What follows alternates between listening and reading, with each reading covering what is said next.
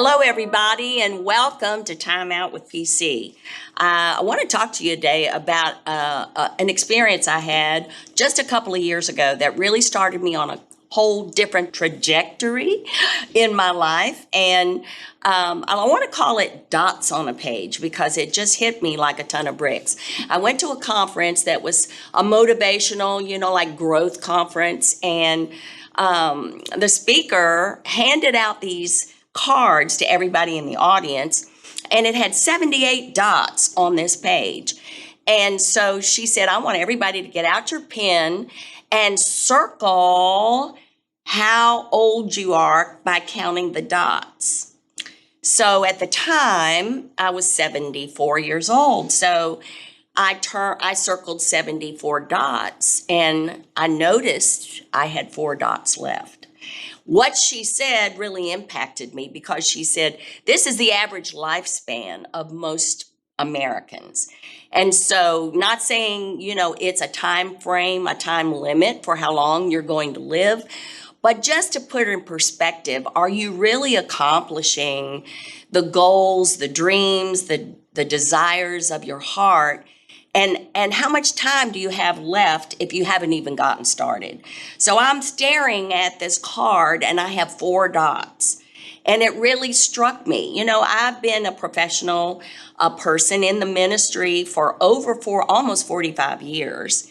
And kind of just going through life doing what was in front of me to do, but not really making any plans, not really having goals necessarily. So here was the challenge. She asked everybody to write down one dream or goal that you wanted to accomplish in the next year. And I was kind of, paralyzed. I was just in shock because what I realized is what came through my mind was a dream for someone else. It was about my family, about my children, about people that I cared about. But when it came for me to think about a dream for myself, I was at a total loss. And I actually, have to confess, didn't write anything down for myself. I had to go home and think about it. Now to me, that's kind of pitiful. But I've been on a journey since then, and I've learned a lot of lessons along the way. So I took the challenge, and I'm the kind of person that just jumps in and goes full force on every, in every lane. So the challenge was to live with intentionality. We are a 3-part being. We are a spirit, we have a mind or a soul, and we have a body. And so if we let any one of these areas just fall to the wayside, we're going to end up with a train wreck at some point later on in our life. So we're not trying to keep up with the world's trends or social media reels, but finding out from Jesus, his example of his purpose and plan for our life. So Jesus found his strength and his identity by spending time alone with God. How many of us start our day that way? How many of us jump out of bed and just run to get ready? We're running late, we hit the snooze button. But no, we wake up with intentionality to set aside, I'm just going to challenge you 20 minutes of quiet time to spend time with the Lord and work on your spirit, your identity, your purpose. And so that anchors me and it reminds me I do have a purpose. But then secondly, let's talk about your mind. I want to read a scripture in Romans 12, verse 2, that says, if we're running after the world and letting social media call the shots, if we're intimidated by what other people are accomplishing, here's something the word says. It says, be not conformed to this world, but be ye transformed by renewing your mind so that you can prove or find out what is the good, perfect, and acceptable will of God for your life. So that's another challenge. I like to look at it as my daily bread. If I spend time with the Lord, if I work on renewing my mind, it's feeding my mind, it's feeding my spirit. So then the last part is taking care of our bodies.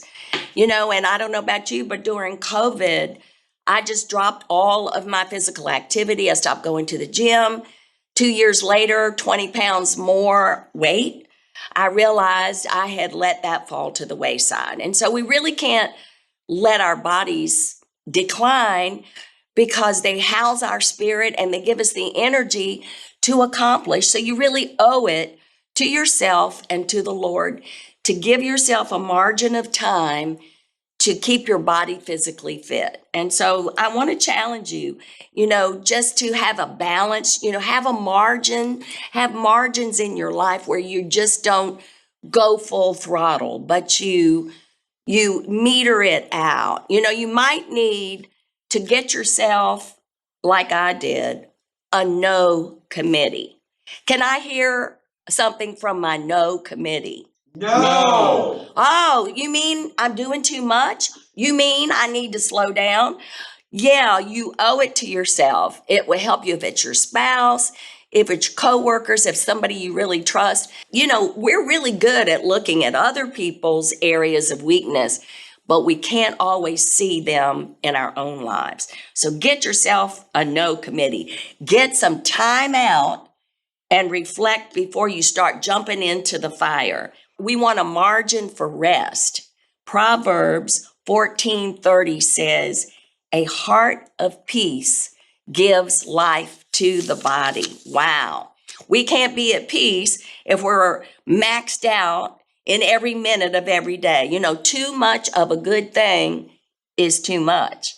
Wow. So in the end, I actually had a dear friend of mine tell me this because, like I said, I jump in, I get rolling, I've got ideas, I've got fires going, plates spinning. And she said, you're exhausting yourself, you're exhausting your staff. So you need to take a time out. So I don't know if I'm talking to you today, but I'm encouraging you to take a look at your life and give yourself a margin of rest.